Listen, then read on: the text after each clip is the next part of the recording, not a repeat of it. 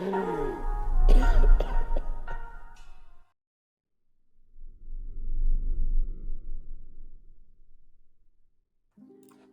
it's been about a month since we've seen the Netflix docuseries Mr. McMahon come out. And let me tell you, this joint lays out the life of the man who turned the WWE from a regional promotion into a straight up empire. But of course, it wouldn't be Mr. Vince McMahon without some wild controversy sprinkled in. I'm Luke Too Sick. I checked out Mr. McMahon. Keep your hands up.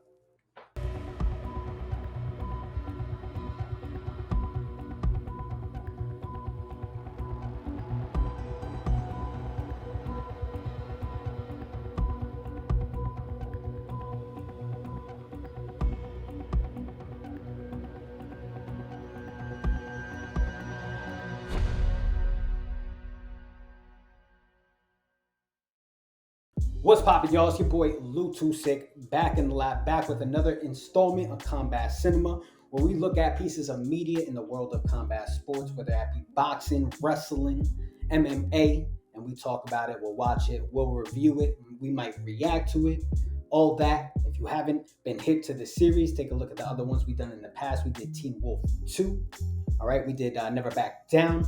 Of course, we did Channing Tatum's Fighting. And today, we're going to talk about Mr. McMahon, just released on Netflix. Directed by the same dude who gave us Tiger King, Mr. McMahon brings in legends like Hulk Hogan, The Rock, and Triple H. They break down how Vince went from snatching WWE from his pops to dealing with all kinds of wild scandals, including the crazy allegations that still follow him today. This doc dropped back on September 25th, and it covers all of McMahon's legacy, the good, the bad, and the straight up messy. Yo, now let me tell you something. Vince, hey, he wasn't feeling this at all. My guy tried to pull the plug on the whole thing, saying Netflix, well, they were trying to make him look bad. But guess what? The doc still aired, and I watched it. So here are my 5 takeaways. Let's do it. All right, number 5, Vince had a respectable origin story. Yeah, that's right. The early episodes really lay out how Vince took over the company from his pops. His father didn't even want him to hand him the company, but Vince, well, he wasn't about to let that happen. My man made a deal with him and actually over-delivered, man. And then he took some serious hustle, made that company from a regional promotion to a full-on global powerhouse. Now, what's dope about this all? You see how much Vince was driven by trying to make his pops proud. And it's something that is relatable for me, but I think relatable for other people, wanting to make your family proud. He says one of the proudest moments of his career was when his father finally told him that he was proud of him. Unfortunately, though, hey, that was the very same day Mr. McMahon Sr. passed away. So yeah, a very respectable come up, a very respectable grind to start. But isn't that how everything starts? What did Batman say? You only live long enough to see yourself become the hero? Something like that? Not exactly. You're garbage. Whatever. All right, number 4, real dude or character, not even Vince knows. All right, y'all, as the series goes on, we see the WWE blow up into a major corporation, worldwide corporation, and then we see the character of Vince McMahon start to take shape. I mean, inside the ring and outside the ring. Inside, he's a ruthless villain. Outside the ring, he's caught up in scandals from steroids to wrestler deaths, other scandals out there, and dudes who interview him, hey. And at one point, the interviewers even ask him, like, what's the difference between the character we see on TV and the guy we see in real life?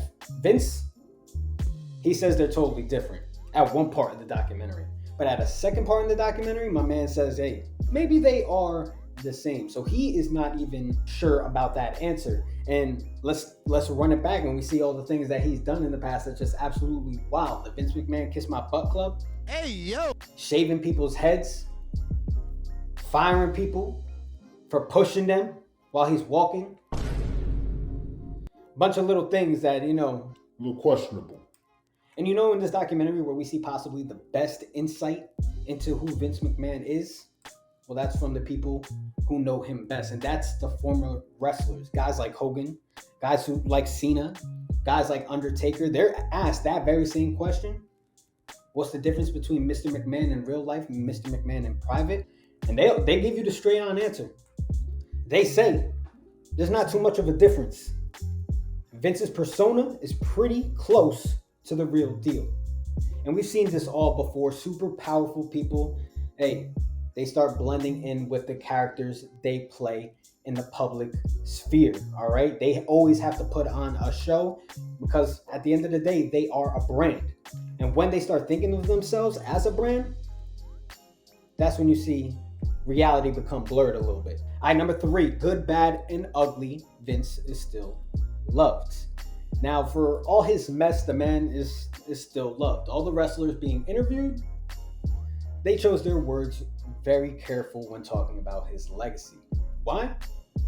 Because they know the guy personally. They can't separate the man who gave them their careers from the headlines that they are reading about currently. And honestly, I understand. I mean, a lot of these folks, they owe their entire livelihoods to Vince. Guys like Cena, guys like Undertaker, The Rock.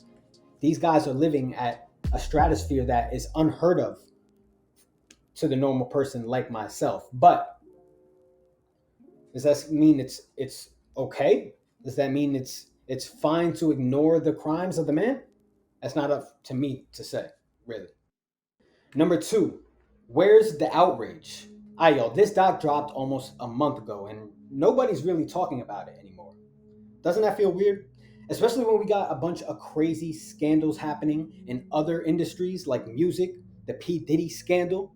And I'm not saying that this scandal is the same, but they are comparable. They both are powerful moguls creating toxic work environments, straight up traumatizing to people. We saw the Ring Boy scandal with Vince, and then he rehired one of the people involved in those scandals. We saw the WWE overseas that scandal got swept under the rug.